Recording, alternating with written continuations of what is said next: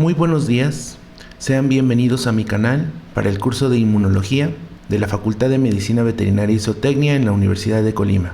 Recuerden que en un curso con mediación tecnológica, la comunicación es fundamental. Por lo tanto, no duden en comentar sus dudas en el foro de la actividad, localizado en la plataforma EDUC del Sistema para la Gestión de Aprendizaje en Línea. Sin más, comencemos.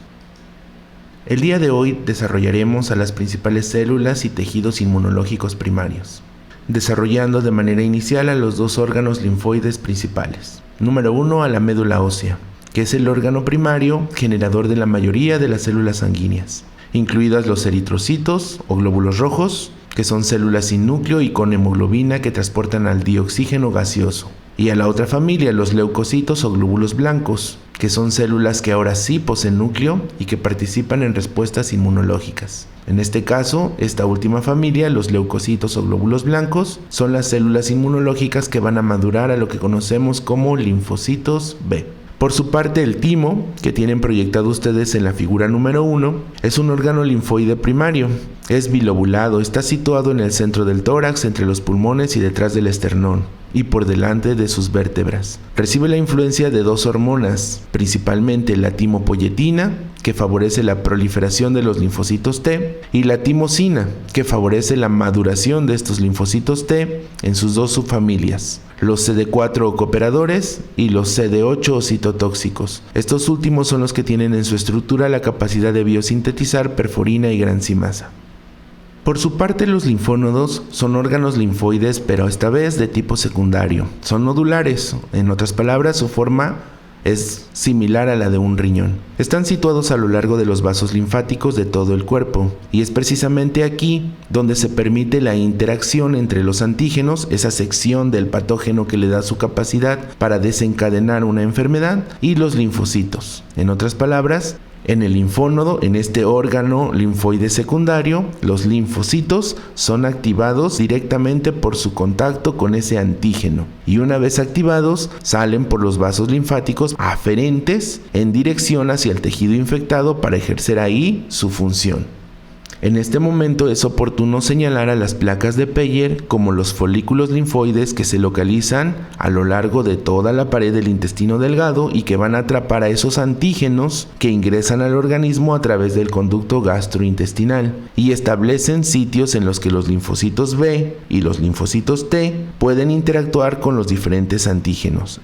Y por su parte, la linfa es ese líquido intersticial, es semitransparente, derivado del plasma sanguíneo, que contiene diferentes moléculas en su interior, que pueden ser grandes o pequeñas, por ejemplo, los linfocitos de los que estamos hablando y algunos otros tipos de células. Por su parte, el vaso es el segundo órgano linfoide secundario, lo tenemos proyectado en la figura número 4 de su infografía, y es el lugar en el que los eritrocitos viejos se van a destruir y los antígenos transportados en la sangre se van a capturar para presentarlos a nuestros linfocitos. Por lo tanto, es el principal lugar de respuestas inmunitarias adaptativas a los antígenos de transmisión hemática, o sea, de transmisión sanguínea. Y tiene dos secciones principales, como podemos observar en el esquema, la pulpa roja y la pulpa blanca. En el caso de la pulpa roja, tiene este color porque presenta vasculares llenos de sangre, recubiertos por fagocitos que están activados y que ingieren antígenos que han sido opsonizados para incrementar su peso atómico más de 10.000 daltons y para que puedan tener fijados inmunoglobulinas con esas fracciones cristalizables susceptibles de ser atraídas por los receptores de membrana que vimos en videos previos. En el caso de la pulpa blanca destacan dos secciones. Número 1, la vaina linfoide periarteriolar. En este lugar destaca la presencia de múltiples linfocitos pero de tipo T. Y en la zona marginal, como número 2, destacan múltiples linfocitos pero en este caso de tipo B. Ahora, entrando en materia, los leucocitos o los glóbulos blancos son células con núcleo. Su tamaño oscila entre 8 y 20 micrómetros y se originan principalmente en la médula ósea. Se clasifican en dos líneas o dos familias principales, los del precursor mieloide y los del precursor linfoide. En el caso del precursor mieloide, ahí destacan los mastocitos o células cebadas, los basófilos, los neutrófilos, los eosinófilos, los monocitos, los macrófagos y las células mieloides dendríticas. Por su parte, en el precursor linfoide destacan los linfocitos B. Cuando estos evolucionan, células plasmáticas. También están los linfocitos T cooperadores CD4 y a los linfocitos T citotóxicos, los CD8, que tienen perforina y granzimasa, y los linfocitos citolíticos naturales. Estas células que, si recordamos, producen interferón gamma, que activa la síntesis de óxido nítrico en el macrófago para producir peróxido de hidrógeno y por ende al radical hidroxilo, ocasionando la muerte del patógeno fagocitado al romper sus enlaces bioquímicos de todas sus moléculas. Ahora bien, el método de tinción más utilizado en histología es el que considera la hematoxilina y a la eosina. En el caso de la hematoxilina, esta tiñe estructuras ácidas en color azul y púrpura, por ejemplo el núcleo celular y los gránulos de histamina. Esta amina hidrofóbica vasodilatadora, que es producida, si recordamos en videos anteriores, por el aminoácido L-histidina y que interviene en la quimiotaxis debido a que causa la vasodilatación y el aumento de la permeabilidad capilar. Por su parte, la eosina tiñe a los componentes, pero en esta ocasión básicos y de color rojizo, por ejemplo, el citoplasma de nuestras células. Todo el desarrollo de nuestros leucocitos o glóbulos blancos y de sus dos familias, el precursor mieloide y el precursor linfoide, comienza en la médula ósea, con una célula madre con características de totipotencialidad o multipotencial. ¿Qué quiere decir esto? Que puede desarrollarse a partir de ella cualquier tipo de célula. En este caso, los dos precursores, ¿verdad? De los que estamos platicando, mieloide y linfoide. Como se puede percibir en el esquema del precursor mieloide, se desarrolla un mieloblasto y del precursor linfoide se desarrolla un linfoblasto. A partir del mieloblasto se desarrollarán 4 familias, 3 de ellas promielocitos de tipo B, N y E, que como podemos observar en el esquema, los de tipo B desarrollarán basófilos, los de tipo N desarrollarán neutrófilos, los de tipo E desarrollarán eosinófilos. Pero también habrá una cuarta familia, los monoblastos, que en un futuro desarrollarán a los monocitos. En este último caso, durante una monocitopoiesis. Y en el caso de las 3 familias anteriores, basófilos, neutrófilos y eosinófilos, una granulopoiesis. Las 4 familias resultantes podrán viajar de la médula ósea y aparecer ya en el torrente sanguíneo. En el caso de la familia linfoide, nuestro linfoblasto del lado derecho va a desarrollar un prolinfocito. Y este a su vez un linfocito virgen, que puede ser evolucionado en 2 tipos de linfocitos como hemos visto hasta el día de hoy, linfocitos T y linfocitos B. Los linfocitos B van a ser desarrollados entonces en la médula ósea y en el vaso, y el linfocito T va a cambiar o va a madurar a ser un citotóxico CD8 o un CD4 cooperador en el timo. Por su parte, los linfocitos B van a desarrollar en su interior una gran cantidad de ribosomas y de retículo endoplasmático rugoso para poder traducir una gran cantidad de proteínas, en este caso proteína de tipo inmunoglobulina. En este momento es oportuno señalar también que del precursor mieloide se desencadena otra familia, que son los mastocitos o células cebadas. Por su parte, los macrófagos, que se desarrollaron a partir del monocito, toman o adquieren un nombre específico al tejido en el que se localizan. Por ejemplo, tenemos a la microglía. Son macrófagos que están localizados en el sistema nervioso central. Tenemos a los histiocitos, que son macrófagos que se encuentran en el tejido conjuntivo. Tenemos a células espumosas, que no son otra cosa más que macrófagos que fagocitan colesterol. Tenemos a los osteoclastos, que son macrófagos que se localizan en las trabéculas del hueso esponjoso. A las células de Kupffer, que son macrófagos localizados en el hígado. Tenemos también macrófagos alveolares, por lo tanto están localizados en los alveolos pulmonares y se les conoce también a veces como neumocitos de tipo 3. A continuación vamos a desarrollar cada una de las características de estas células. En el caso número 1, al mastocito o célula cebada. Lo tenemos representado ahí en la figura número 6, en una sección de piel que se tiñó con hematoxilina eosina. Y sus características principales son: número 1, pues es de origen mieloide. Número 2, tiene núcleo central de tamaño medio. Residen de manera particular en las barreras físicas, en el epitelio y en la mucosa. Están pegados ahí en las vías digestivas, respiratorias y genitourinarias. Y se encuentran también alrededor de los vasos sanguíneos, como podemos observar ahí claramente, ya que al centro de esa figura número 6 podemos observar un eritrocito en la luz de ese vaso sanguíneo, ¿verdad? Ahí flotando, pero pegado a la pared, ahí está nuestro mastocito o célula cebada. Tienen la capacidad de producir, almacenar y liberar histamina, esta amina vasodilatadora que participa en la quimiotaxis, ¿verdad? También secretan interleucinas de tipo 4, por lo tanto promueven el cambio de isotipo de una inmunoglobulina de tipo IgE, las que participan en reacciones de alergia. También secretan interleucinas de tipo 5 para el crecimiento y la activación de los eosinófilos. Poseen factor de necrosis tumoral alfa que estimula la expresión de moléculas de adhesión endotelial. Por eso se encuentran ahí en la mucosa intentando fijar a esos antígenos, a esos patógenos para evitar su propagación. Y presentan receptores para opsoninas.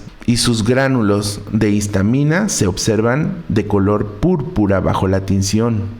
El proceso de desgranulación de este mastocito o célula cebada se encuentra o está localizado del lado derecho de nuestra infografía. Ahí podemos contemplar con el número 1 al patógeno, con el número 2 a las inmunoglobulinas de tipo IgE, que están unidas al receptor de la fracción cristalizable, las piernitas de esta inmunoglobulina de tipo E. Podemos observar en el punto número 3 la opsonización, que si recordamos su función es mejorar la fagocitosis principalmente de bacterias gram positivas, ya que las van a recubrir de inmunoglobulinas específicas para su antígeno para incrementar su peso molecular a más de 10.000 Daltons y exponer ese fragmento cristalizable, esa parte carboxilo de la molécula para que pueda interaccionar con los receptores de membrana. En el número 5 podemos observar la liberación de esta histamina, de esta amina vasodilatadora. En el número 6, dentro del mastocito podemos observar los gránulos que sintetizan y almacenan a esta histamina, y en el número 7 podemos observar a nuestro mastocito, y en el 8 a la quimiotaxis, este proceso de atracción hacia el lugar de infección. En este momento es oportuno mencionar dos principales trastornos leucocitarios, que serían la leucocitosis. En este caso hay un incremento en el número de leucocitos, de estos glóbulos blancos, y un trastorno de tipo inverso, la leucopenia. En este caso es una disminución en el número de los leucocitos. Causas fisiológicas, por ejemplo, una insuficiencia del hígado o en el vaso, o algunos fármacos, por ejemplo, corticosteroides, vasopresores y antibacterianos beta-lactámicos. Ahora bien, si nuestro mastocito o célula cebada es nuestra defensa que se encuentra fija en el epitelio y la mucosa, necesitamos una célula que también produzca histamina en sus gránulos, pero que ande viajando por el torrente sanguíneo, localizando como un centinela la infección para liberar sus gránulos de histamina y participar en la quimiotaxis. En este caso, hablamos de un basófilo. Lo tenemos proyectado ahí en la figura número 7. Es un granulocito no fagocítico, no realiza fagocitosis, pero sí produce entonces y almacena y libera histamina. Por lo tanto, sus gránulos se ven azules bajo la tinción hematoxilina-eosina. El neutrófilo. En este caso es un granulocito, pero que sí realiza fagocitosis. Participa en la reacción inflamatoria temprana, es de los primeros en llegar. Como podemos observar en la figura, presenta núcleo multilobulado y sus gránulos ahora contienen lisozima o muramidasa. Esta enzima, que si recordamos en videos anteriores, está presente en la saliva, en las lágrimas, en la mucosa, y que hidroliza ese enlace glucosídico, ¿verdad? El que se encuentra entre el N-acetilmurámico, por eso es muramidasa, y la N-acetil-beta-glucosamina. En otras palabras, que rompe los enlaces bioquímicos que estructuran al péptido glucano, este principal antígeno de las bacterias gram positivas. También expresa en su membrana fosfolipídica receptores para opsoninas, principalmente para inmunoglobulinas de tipo IgG. Por lo tanto, participa en la citotoxicidad, que es mediada por células dependiente de anticuerpos. Fagocitan al patógeno para su destrucción. Sin embargo, vale la pena señalar que no son capaces de renovar su reserva de lisozima o muramidasa. Por lo tanto, como son de la primera línea que participa en la respuesta inmunológica, llegan, utilizan su lisozima y como es muy poco, podemos observar ahí en el esquema como tiene muy poquitos puntitos de lisozima, mueren después de haber fagocitado unos cuantos patógenos. Su actividad y muerte en gran número en ese lugar de infección es lo que conocemos como pus. Son de color ligeramente rosado bajo la tinción de hematoxilina eosina. Los principales trastornos leucocitarios que puede haber aquí con los neutrófilos son incremento de neutrófilos, se llamaría neutrofilia, y una disminución de neutrófilos se conocería como neutropenia.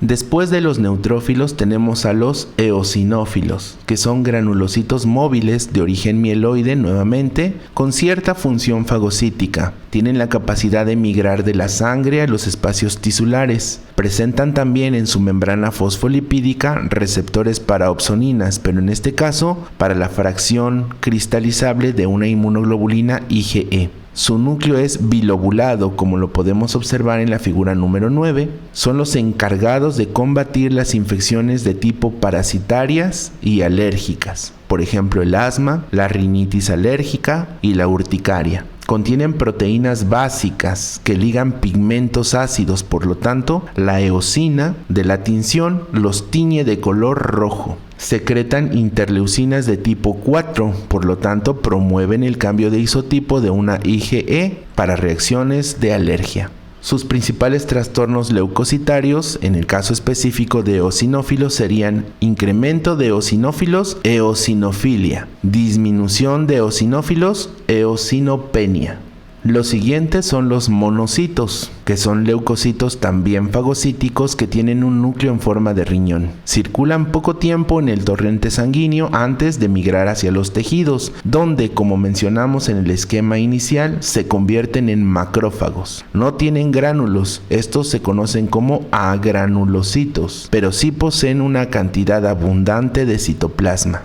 Y al igual que con las anteriores células, sus principales trastornos leucocitarios son incremento de monocitos, que se vaya esa concentración hacia arriba, monocitosis, que disminuye esa concentración, monocitopenia.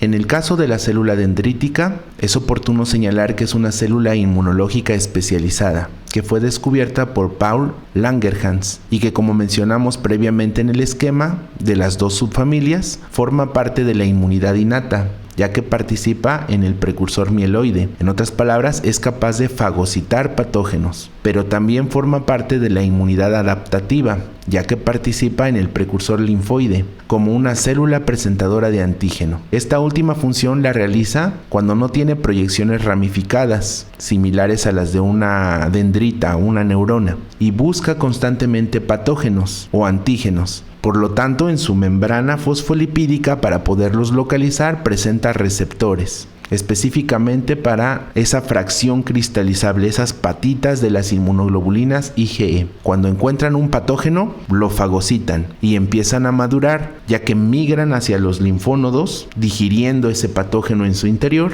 y una vez que hay una sección pequeñita de ese patógeno, de ese antígeno, que ya fue digerido, lo exponen en su membrana celular. A esa sección le llamamos epítopo o determinante antigénico. Se lo muestra literalmente a los linfocitos T vírgenes para que estos puedan activarse y proliferar. Por eso le llamamos célula presentadora de antígeno. Por otro lado, se encuentra localizada principalmente en la epidermis y también se encuentra en la mucosa de las vías digestivas, respiratoria y genitourinaria. Para concluir el video es oportuno desarrollar las características de la mieloperoxidasa, que no es otra cosa, terminenasa, más que una enzima que le va a otorgar el color verde a la pus. Por lo tanto, está presente en los fagosomas de todos los neutrófilos, de algunos manocitos y de macrófagos. Es la responsable de catalizar la producción principalmente de ácido hipocloroso, con la presencia de cloruro, ¿verdad? Ahí en la escala CPQ de color verde. Si recordamos videos anteriores, cuando se rompe este enlace bioquímico con el cloruro, obtenemos un grupo hidroxilo, una especie reactiva de oxígeno, lista para intentar arrancar átomos a cualquier molécula, en este caso a los patógenos que ingirió nuestro neutrófilo. Esta mieloperoxidasa es tan importante que hay una enfermedad granulomatosa crónica. Es una inmunodeficiencia causada por un defecto en la enzima NADP-oxidasa que da por resultado la incapacidad del organismo para generar especies reactivas de oxígeno en los neutrófilos. Hasta aquí vamos a dejar el video del día de hoy. Me despido, no sin antes recordarles que no duden en comentar en el foro de la actividad y que nos vemos pronto. Chao.